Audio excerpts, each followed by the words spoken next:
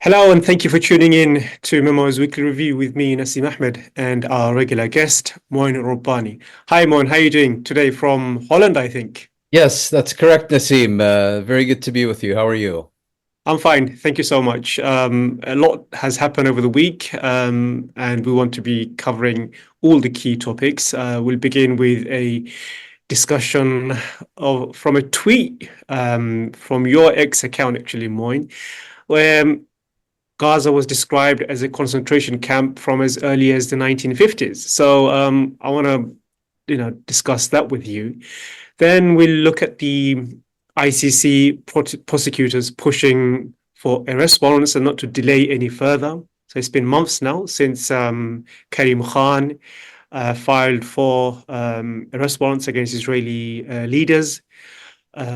We're speaking about more revelations of Israeli hostages being killed by Israeli attacks, and Hamas and Palestinian Islamic Jihad issuing a warning of potential launch of suicide attacks in response to the genocide in Gaza. There's been further condemnation of Israeli settlers in the West Bank. The head of the Shin Bet security agency in Israel has described them as Jewish terrorists. So we want to discuss that in more detail and more analysis from the region regarding the ceasefire proposal and escalation in Lebanon as well. But of course, a lot has happened in Gaza. There's been unrelenting bombing this week. Another school sheltering Palestinians in central Gaza was again bombed. But we want to begin, as I said, Moin, with a description from a tweet from information you shared in a tweet. So Gaza Strip resembles a vast concentration camp shut off by the sea, the borders between Palestine and Sinai near Rafah. So this description is familiar to anyone who knows anything about Gaza. But the quote actually is from an excerpt from the memoirs of Lt Gen E.L.M. Burns. And that goes back to the 1950s. So you can tell us more about who Burns was, Yes. but you shared this tweet, and I found it quite fascinating that, how as far back as the 1950s, Gaza was being described as a concentration camp. Yeah. Well, first to give credit where credit is due, that excerpt was actually dug up by Jamie Stern Weiner, who had been reading through these memoirs. And I should also add that a number of senior military officers from various countries who served in UN peacekeeping forces in the Middle East in the 1950s and 1960s, including Burns, Oddbull, and a few others, have written fascinating memoirs, which I think gives a real impression of not only what reality was like in those years, but also I think provides quite detailed explanations of what the ceasefire arrangements were, who was violating them, how, and why. And I think the consensus in these memoirs is that it was primarily Israel which was taking the initiative to push through the existing boundaries, primarily for reasons of territorial expansion. Now, regarding Lieutenant General Burns himself, he was a Canadian military officer, in fact, born in the late 1890s, had served in both the First and Second World War. During the Second World War, he fought in Europe. And in the early 1950s, he was appointed Chief of Staff of UNSO, the United Nations Truce Supervision Organization, which was established by the UN to maintain the various Arab-Israeli ceasefire agreements that were reached in Rhodos in 1949. And he seems to have been sufficiently successful at that job that in 1957, when the UN established its first peacekeeping mission, the United Nations Emergency Force, which was established in the wake of the Suez Crisis and Israel's withdrawal from the Sinai Peninsula and the Gaza Strip. Israel refused to allow this force to be stationed within its borders. So it was stationed in Egyptian Sinai and in the Gaza Strip. And Burns was appointed the first force commander of the United Nations Emergency Force. And in his memoirs, he, among other things, gives a description of the Gaza Strip during those years. And he points out that the vast majority of residents of the Gaza Strip were, of course, refugees who had been expelled from their homes and villages and towns during the establishment of the State of Israel in 1948 in what is commonly known as the Nakba. And I found it particularly telling that, this guy wasn't from India or Brazil. This was a Canadian military officer, so very much reflecting, let's say, the Western perspective on history and on world events. And he had additionally served in Europe during the Second World War, so he was clearly choosing his words carefully. And despite this, and writing less than 2 decades after the end of the Second World War, he readily described the Gaza Strip as a concentration camp. And what I find also telling is that he applied this description actually only 5 years before the second occupation of the Gaza Strip began in 1967. And what I think it reveals is, we have to remember the Gaza Strip as a territory exists only because of the Nakba and the after effects of the Nakba. And so the social and economic conditions in the Gaza Strip, even several years prior to Israel resuming its occupation of that territory in 1967, could already be described with these very stark terms. And I think that should help us understand not only what developed within the Gaza Strip under Israeli occupation between 1967 and 2023, but also, I think, helps explain the genocidal campaign that Israel is perpetrating as we speak, and kind of the mentality and motivations behind that genocidal campaign. Yeah, I think it was important for us to start with that because, again, it's a fresh insight which I wasn't aware of. And it's important to understand that, as Palestinians say, history didn't begin on October 7th, nor did it begin in 2005 when Israel unilaterally withdrew from Gaza, nor did it begin in 1967 when Israel began its second occupation of Gaza, but much, much earlier on, where European officials were describing Gaza as a concentration camp, and that's important for us to understand why the trajectory of history. Canadian in this particular case. Yeah, sorry, Canadian, yes. Why history has taken the course it has, and this gives a very good, fresh insight into that. And of course, as I mentioned, there's still a bombing of Gaza is relentless. There's no respite in the genocidal campaign that's going on. We've spoken about it at length here in this show. But I want to ask you about the recent developments in the ICC. We've not spoken about that for a while.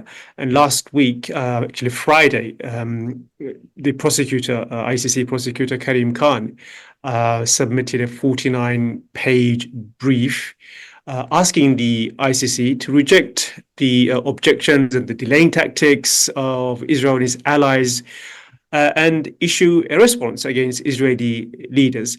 So tell us a bit about this new intervention by Karim Khan. I think he seems quite frustrated, and there has been a lot of delaying tactics by the US, UK, and Germany and Israel's allies. So what's the latest on that? Well, I think it's important to point out, first of all, that this is really a mess of Karim Khan's own making. He has been exceptionally reluctant to deal with this file and to move forward with this file from the moment he took office in 2021. And really, I think the only reason that he announced that he was seeking arrest warrants in, I believe it was in late May, was because he had come under so much pressure from ICC member states, members of what's called the Association of Assembly of State Parties, from his peers, and from many others. And I think just, this live streamed genocide, this constant expansion of war crimes and crimes against humanity that were, being so publicly advertised, and that was actually the subject of at least as much gloating as of denial, left him with very little choice. And when he announced that he was seeking arrest warrants, my understanding is that was a very unusual move. I'm not a specialist in ICC procedures, but some of the other briefs that were filed in the ICC, about which I'll get to in a second, pointed out that the standard procedure in the ICC is for the prosecutor to submit an application for arrest warrants to what's called the pretrial chamber, a panel of 3 judges, and that this intention is then only made public, if at all, when the pretrial chamber endorses the application for arrest warrants. What happened in this case, and it's apparently very unusual, is that Karim Khan publicly announced that he was seeking arrest warrants, and in doing so, before the pretrial chamber, the panel of 3 judges, was able to assess and rule on his application, you immediately got Israel's allies and flunkies and apologists beating a door to his office, saying that they want to object specifically on the issue of whether or not the court has jurisdiction in the occupied Palestinian territories, and more specifically, not so much whether the court has any jurisdiction, but also whether the court has jurisdiction over Israelis. This was a process initiated by the United Kingdom, and I believe it was given until July 6th to present its briefing. And then the UK government, the former UK government, led by Rishi Sunak, sought and obtained postponement, given that the UK was in the midst of elections. And then the court gave others who wanted to propose objections, or actually propose anything for and against, were given until August 12th to submit their briefs. And I think something between 60 or 70 briefs in total were presented to the court. And on that basis, the prosecutor was required to provide a response to all these briefs. So most importantly, more than anything related to the substance of all these filings, is that the can has been kicked down the road. A decision on the applications for arrest warrants have now been postponed for, at the very least, 3 months, if not longer. And this has given Israel and its allies the opportunity to try to generate either legal arguments or changes on the ground that would, or perhaps also, as we know has already been done, espionage and blackmail, to try to get the court to desist from issuing arrest warrants. And I'm sorry, I'll go into a little bit of boring detail, but the initial filing that, or the initial argument of the United Kingdom was that in 1995, Israel and the PLO signed an agreement commonly known as the Oslo II Agreement. And in this agreement, the PLO accepted an Israeli demand that the Palestinian Authority in the occupied territories not exercise any jurisdiction over Israeli citizens who commit crimes anywhere in the occupied territories, including within territory under the jurisdiction of the Palestinian Authority. The British argument was that because the PLO had reached such an agreement with Israel, the ICC could not exercise jurisdiction of its own over Israelis who commit crimes in the occupied territory, and therefore could only pursue arrest warrants and indictments of Palestinians, but it had to give Israelis full and total impunity to do as they please. Then others came and filed their various objections, most importantly, Germany. And Germany essentially argued 2 points. The first is complementarity, and this refers to the ICC's procedures in which the ICC will only pursue a case against an individual accused of Rome Statute crimes if that individual's national judicial system either fails or refuses to investigate and, where required, indict that same individual for broadly similar crimes. And Germany was arguing that Israel has a robust legal system, and therefore complementarity would prevent the ICC from looking into Israeli war criminals. And secondly, the Germans were making an argument that perhaps reflects some of their own history, that war crimes and crimes against humanity should not be investigated until those war crimes have been successfully concluded. In other words, wait till Israel commits all the crimes on its agenda, and only once it's done, and you're only investigating things that have already happened, rather than also acting in a potentially preventive way, only then should the ICC begin looking at how come there are so many corpses. And then there were various other filings, which I won't get into because those were really the main arguments. Now, in his response, the prosecutor, and I suspect, it was a very well-written document, which leads me to suspect that the key role in producing it was probably played by people on his staff, rather than Khan himself, who, again, has consistently used the ICC's process and procedure to postpone and delay this case.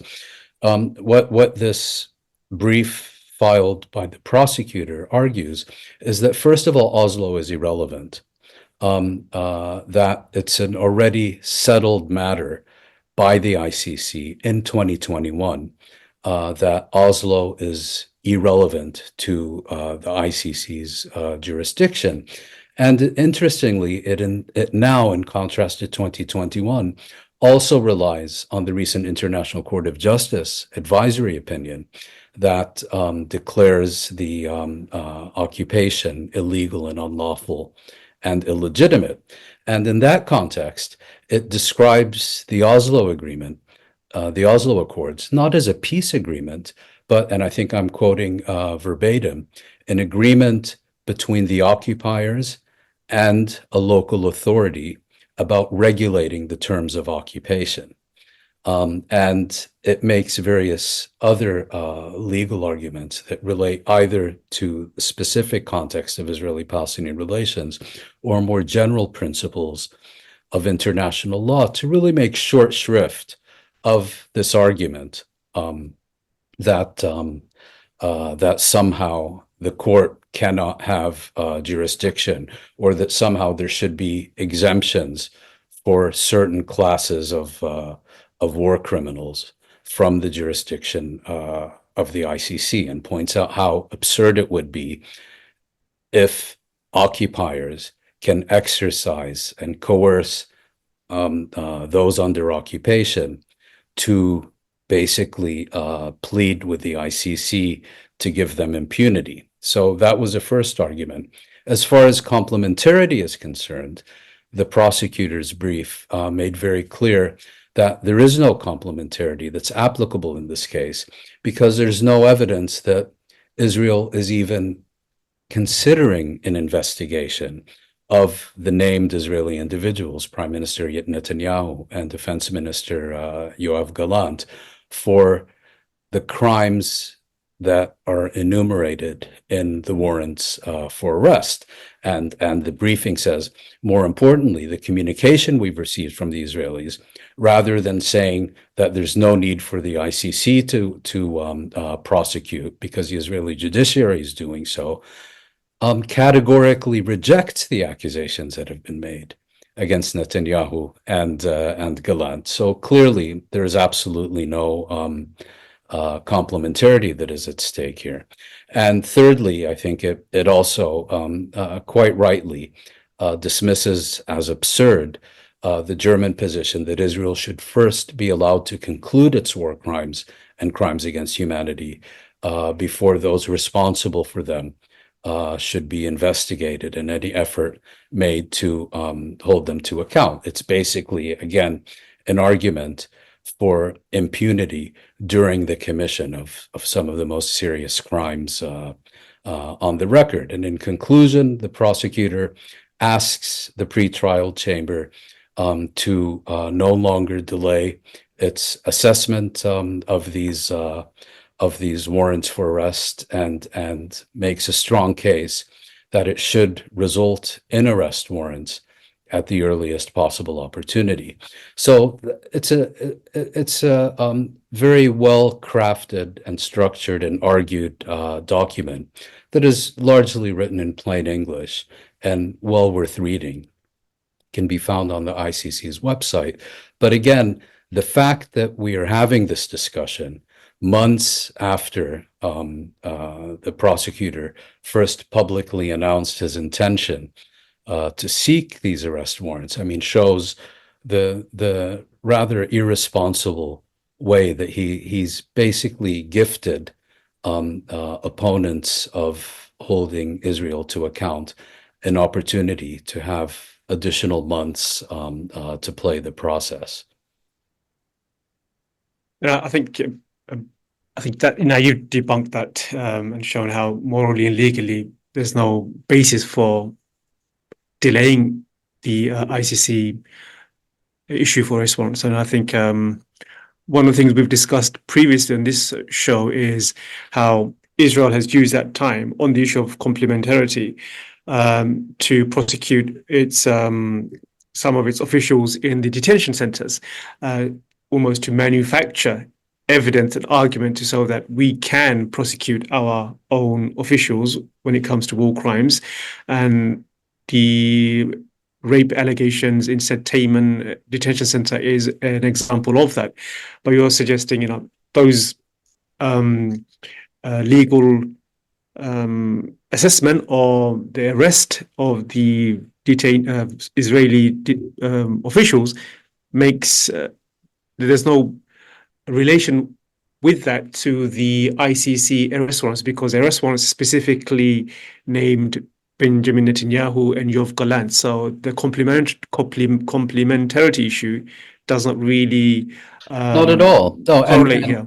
Yes, and I think you're raising an important point, because you and I are not the only ones who have suggested that the only reason we have seen these arrests of the gang rapists in the Israeli prison system and so on is in anticipation of eventual further ICC arrest warrants and putting in place the defense of complementarity before it gets to that stage.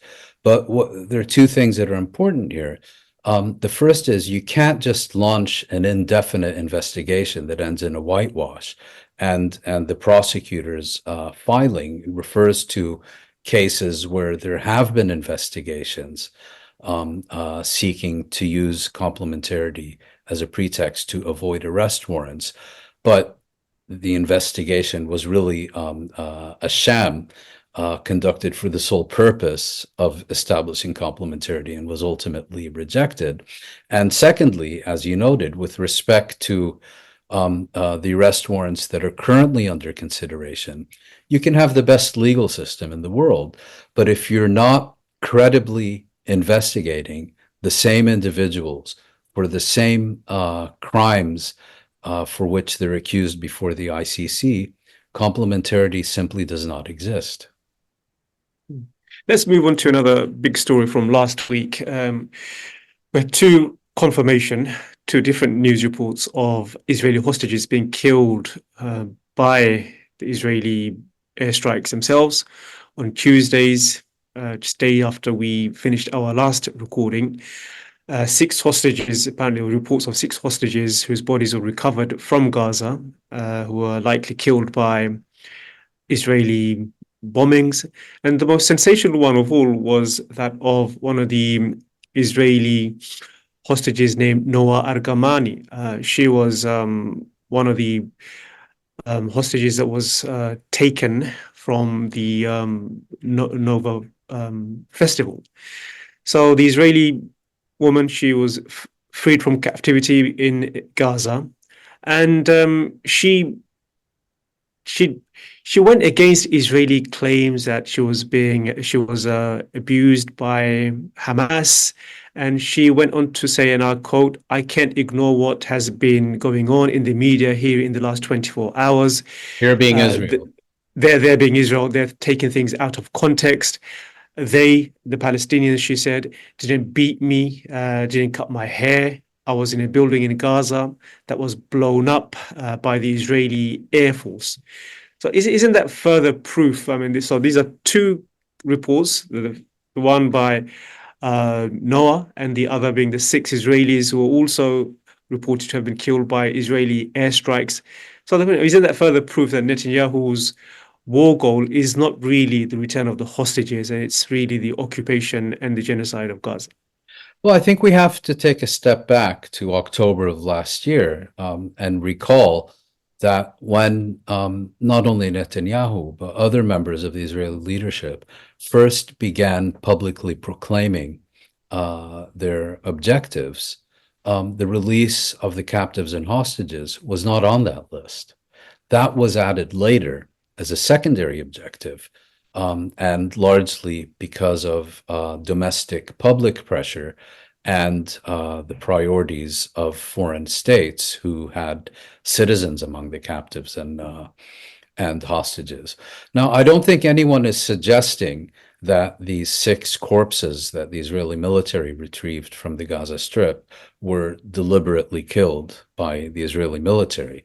I think it's more pointing out that when you engage in saturation bombing of these territory, so many people are being killed that it should come as no surprise that among those who are blown to bits are going to be Israeli captives and hostages as well. And I think one thing it demonstrates is, you get these Israel flunkies like John Spencer saying, he hasn't, he's never encountered a war where the aggressor takes as much care to minimize civilian casualties. And so, I mean, it really puts the lie to all this meaningless propagandistic drivel, to put it mildly. But and initially, there were reports in the Israeli media that these six bodies, that these six individuals had been asphyxiated by, I think, gases released by an explosion in one of the bombings. Of course, several days later, the Israelis began suggesting that that these corpses had bullet wounds, which makes absolutely no sense. I mean, if the reason that these Israelis were taken captive, taken hostage by the Palestinians, was to either force Israel into a prisoner exchange or as leverage against Israel in these ongoing negotiations, why would you then kill hostages who were going to be, excuse me for putting it so crudely, worth so much less dead than they are alive. I mean, unless there were extraordinary circumstances, the suggestion that they were killed doesn't make sense. There is one exception, which I'll get to in a moment. So there's that, and then there is this the young woman you're talking Noah. about, Noah Argabani, I think is Yeah. her name, and I don't know why she made the statements that she did. It's possible it was simply she was sick and tired of seeing her own experience distorted and propagandized and instrumentalized by the Israeli press and the Israeli government. It's also possible that she intended to send a message, basically saying that there is still hope for those captives and hostages in the Gaza Strip who are still alive. You know, they're not being, this isn't ISIS where they're being beheaded in snuff videos or for sport. These are people who can still be saved and retrieved through a ceasefire and a hostage exchange. And perhaps that was the purpose of her statement. I really don't know. But just if I can just get back to the other point, we do know of two incidents where I believe one hostage was shot dead by his captors, and two others were, I believe, shot and seriously wounded. We don't know whether they're still dead or alive. And the reason we know about this incident is because it was announced by Hamas. And the details as put forward by Hamas. Of course, no one is in a position to judge these things definitively, but they did put this story out when we otherwise wouldn't have known about it. Was that one of the captors of these three individuals learned that their families had just been wiped out in an Israeli bombing, and against and in violation of their orders to guard these captives, decided to take revenge upon them. I should add, it's entirely plausible that that is what happened. It's also possible that this never happened and is being put out as a form of psychological warfare. Who knows? But what we do know is that the unprecedented intensity of the saturation bombing of virtually every square inch of the Gaza Strip, and the constant efforts to avoid a ceasefire and a exchange of captives by the Israeli government is not only leading to the mass murder of Palestinians, but is also leading to growing numbers of dead among the Israeli captives and hostages in the Gaza Strip. Going back to Noah's statement, I mean, she's given a number of testimonies after being released, and just strikes me as odd that she would come out and say what she said if it wasn't really to send out a challenge to the Israeli government to say that, look, the people that are killing the hostages are your bombs. And if you really want to save the hostages, stop the bombing. Because the only time hostages have been released is most of the hostages have been released through some kind of peace negotiation. That's the only way. And the purpose of taking hostages, of course, it's abhorrent, it's illegal. The purpose at the end of the day is to exchange them for Palestinian hostages. That's the game that's being played here. So it does strike me as odd, but it seems to be that is what she's doing. That she's I suspect you're right. Yes, challenging the Israeli. Let's go to another development which happened immediately after we finished our last conversation, which was the attack in Tel Aviv, the bombing in Tel Aviv last Tuesday, Sunday, I think, yes, Sunday, and on Tuesday. Following the bombing, Hamas and Palestinian Jihad said that they plan to return to what they call martyrdom attacks and what is in the West known as suicide bombings. So I mean, in the context of Palestine, we know that these attacks became a major weapon of resistance for Palestinians during the second Intifada. But should this threat, I mean, looking at it from a political and strategic point of view, should this threat be taken seriously? And is Hamas considering such operation? Why is Hamas considering such operation 10 months into a genocide? If it really is to push back against the mass slaughter of Palestinians, as they have said, what is the purpose here, and should this threat be taken seriously? Well, as you said, and as I believe was also claimed at the time, it was a joint operation of Hamas and Islamic Jihad, if I'm not mistaken. And the announcement also said that it was the first attack of what had been adopted as a new policy, and there haven't been any further since then. Have there been no further suicide attacks since then because these organizations do not have the capacity to conduct them? Or was it perhaps an effort to force the Israeli security forces to devote very substantial resources that would be required to guard against such attacks, and then considering that mission accomplished? Why did they carry out this attack? It's a good question. My general sense is that it reflects weakness rather than strength in a context where Hamas and the other Palestinian movements in the initial months were able to regularly paralyze economic life and so on in Israel's major cities with missile attacks, and are now able to do that increasingly rarely.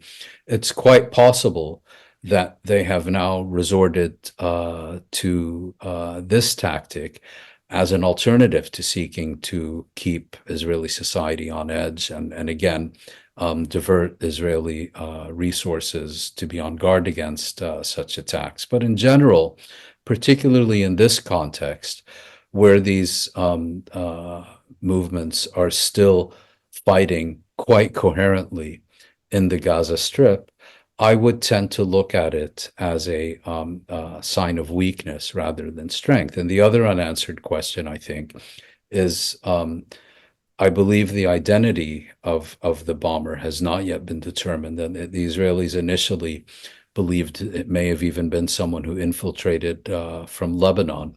Presumably it was from the West Bank, but to the best of my knowledge, that hasn't yet been conclusively resolved. Of course, you can have suicide attacks against legitimate military targets. I mean, suicide attacks in and of themselves are a tactic, which can be either legitimate or illegitimate, given their objective and circumstances. Clearly, where they are deliberately aimed at civilians, it's a violation of the laws of war and illegitimate.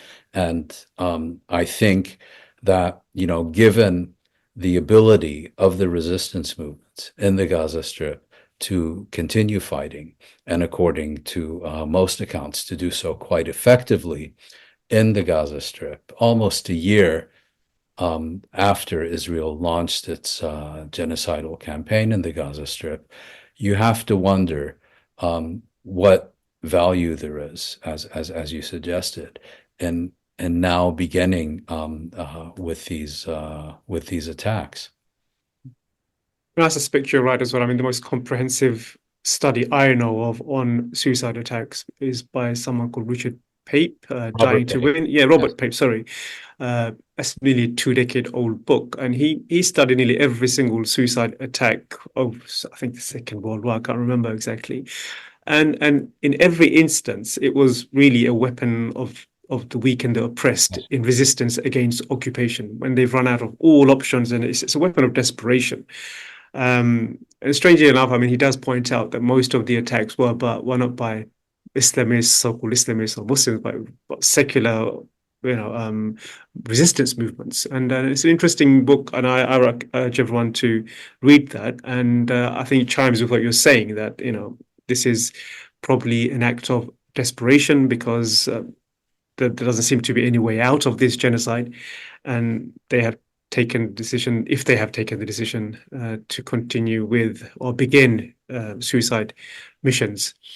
Well, if I can just one additional scenario. I mean, when you refer to desperation, and you look at also another one of Pape's conclusions, that in the majority of these cases, the bombers themselves have been personally affected by war trauma, by losing close family or friends or whatever, Sure. and that the motivation is personal as much as political. This makes it, I think, also quite likely that the bomber emanated from the West Bank, where Israel's campaign of violence and brutalization has reached heights unprecedented since the Second Intifada during the past 2 years. We spoke of this last week, the growth in settler attacks, pogroms in the West Bank, and this week, the head of the Shin Bet, I think his name is, Ronan Bar.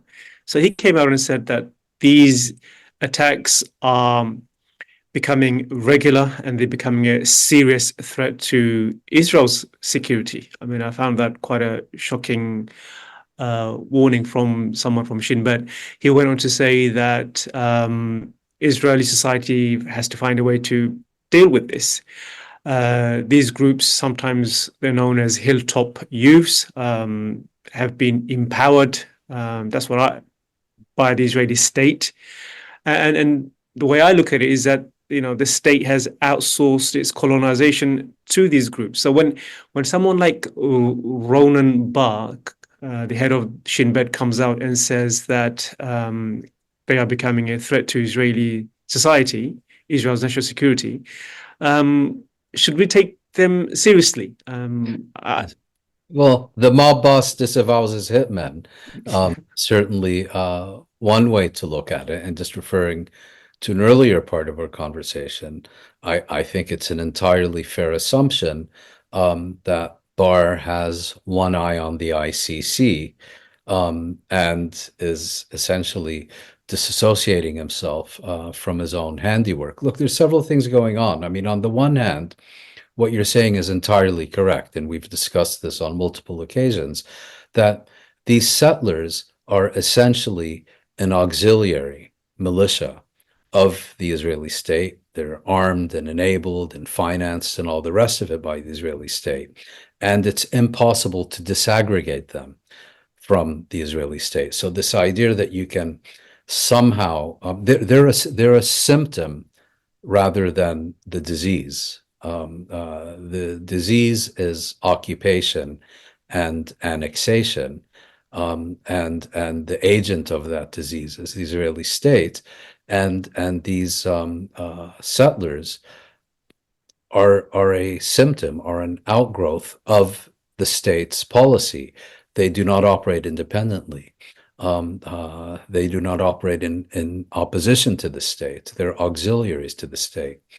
But having said that, in colonial armies and in genocidal context, you often see the state, despite its fanaticism, despite its radical agenda, at the same time, wants things done in an orderly, organized fashion. And when you have these militias who are so far off the reservation, if you will, that, if you're only 99% with us, you're an enemy and you're a traitor, and that they begin treating the security establishment and the military and the intelligence services, to whom they owe everything, including their lives, by the way, because they wouldn't be able to survive in these settlements if the state and the army and the intelligence services weren't there to back them up every inch of the way. But they began seeing them as enemies and, in a sense, mutiny against them. And the personification of this agenda is our Itamar Ben-Gvir and Bezalel Smotrich, the two neo-fascist ministers and now serving as senior officials of the Israeli government. And Jeffrey Aronson has written a very interesting analysis. I think it was already last September or October. In either case, it was before October 7th, about, Ben-Gvir is a convicted terrorist. Smotrich, I think, was refused for conscription because he was such a radical. And that these people's agenda, they essentially want to transform the state into a militia, if you will. They're more warlords than government leaders. That's kind of their model. And what we're seeing now in the West Bank kind of plays into that. These people want the army to serve under them rather than merely to accompany them on their pogroms and shoot anyone who gets in their way. It's always been the case. I mean, there was a tension between the religious hardcore Zionist settlers who felt that, the West Bank is way more important than the state of Israel, and there's a compromise, and the compromise largely resulted in the settlers, people like Ben-Gvir, recognizing that state is really a vehicle for them to expand and create greater Israel. If they didn't think that the state could become a vehicle for the full total domination of Palestine, I don't think they would have no use for it. No use for it. So that's how they view the state. It's a vessel, a vehicle for the total subjugation of the Palestinians and the domination of Palestine. And you see that tension now being played out as we speak. Let's go to the ceasefire talks. What's the update on that? I mean, there's a lot of talk about the Philadelphia corridor and the Netzarim corridor, Yes. but focus specifically on the Philadelphia corridor. I mean, why is that so important? Some have commented that what Israel is doing now with its troops on the Philadelphia corridor is actually undermining the Camp David Accord with Egypt. And so what's the truth behind that as well? Well, so this gets back, as you mentioned, to the 1979 Egyptian-Israeli peace agreement. Now, if we go back to 1979 or back to 1978, we have to remember that the entirety of Egypt's Sinai Peninsula and the Gaza Strip were under Israeli occupation, and there was no border between Gaza and Sinai. Egypt, in its negotiations with Israel, successfully insisted on recovering every last square millimeter of its territory and did so. And that resulted in a hard border being drawn for the first time since 1948 between, for the first time since 1967. No, since 1948, in fact, between the Gaza Strip and the Sinai Peninsula. If I could just digress to an earlier part of our conversation, the United Nations Emergency Force, in which Lt Gen Burns served, had several contingents. It had a Canadian contingent, a Brazilian contingent, an Indian contingent.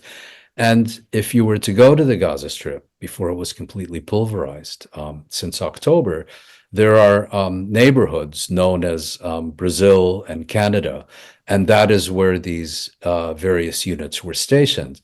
Canada Camp was established within the Gaza Strip in Rafah, but over the course of many decades expanded into the Sinai Peninsula.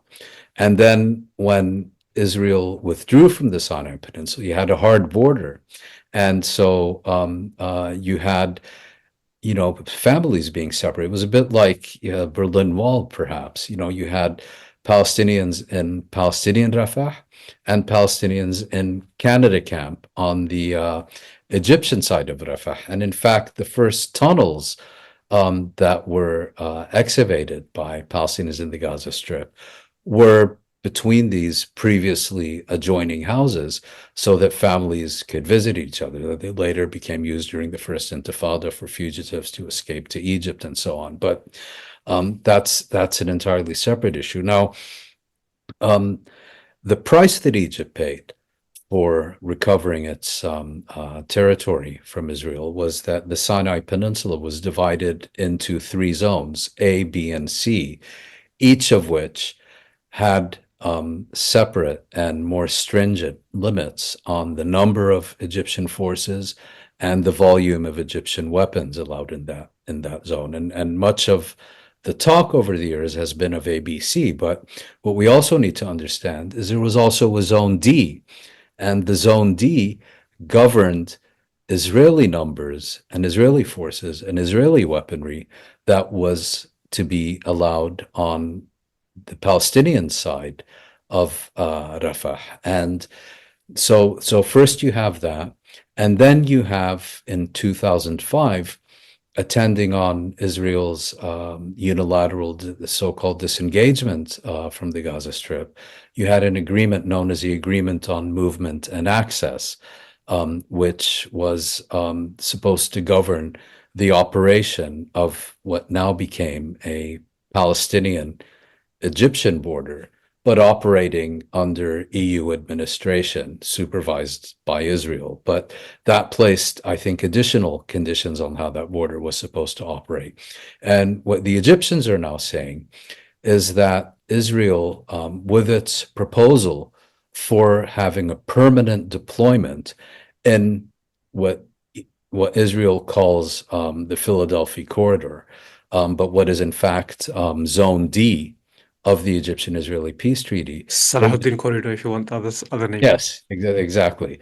That it is a unilateral Israeli violation of the peace agreement conducted without any consultation with Egypt, whereas Egypt, when about a decade ago, it wanted to deploy additional forces in the Sinai Peninsula in order to counter the insurgency in the peninsula, sought and obtained the approval of Israel for amendments to its peace treaty. So it's quite clear, Israel going in basically saying, we're the boss, we're going to do whatever we want, and whoever doesn't like it can go to hell. And surprisingly, the Egyptians are not immediately standing for it.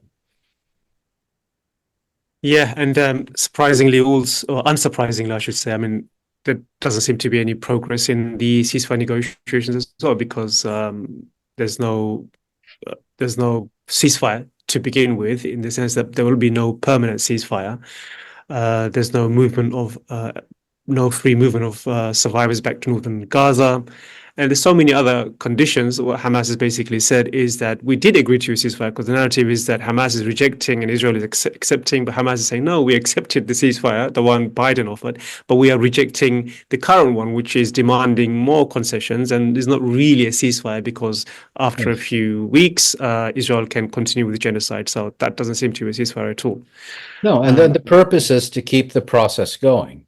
And so, we discussed like the peace process, and like we discussed. Yes, exactly. We just discussed one issue, the Palestinian-Egyptian border zone, but then elsewhere, the Israel makes demands, and of course, you can't present these as a new initiative, because it just wouldn't fly. So then the U.S. incorporates these demands into its own ceasefire initiative as clarifications, even though they're entirely new. And again, it keeps the process going for another few weeks, for another few months, and then it's mission accomplished.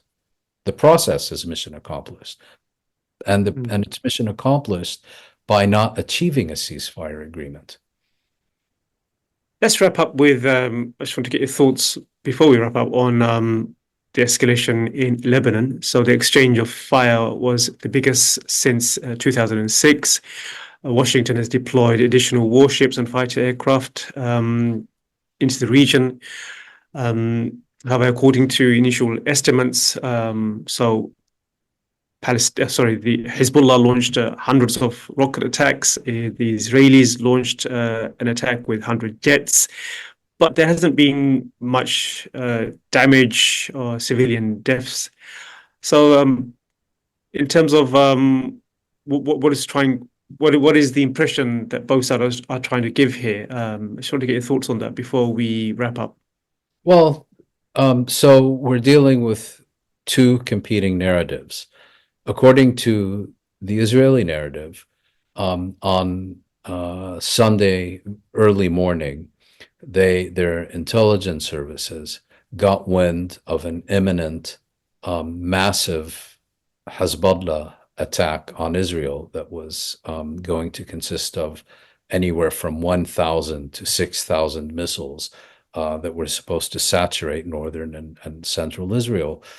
It deployed 100 Air Force planes and managed to basically wipe out all but 300 of these missiles that were subsequently fired, and managed to do no more, I think, than kill one chicken and injure another.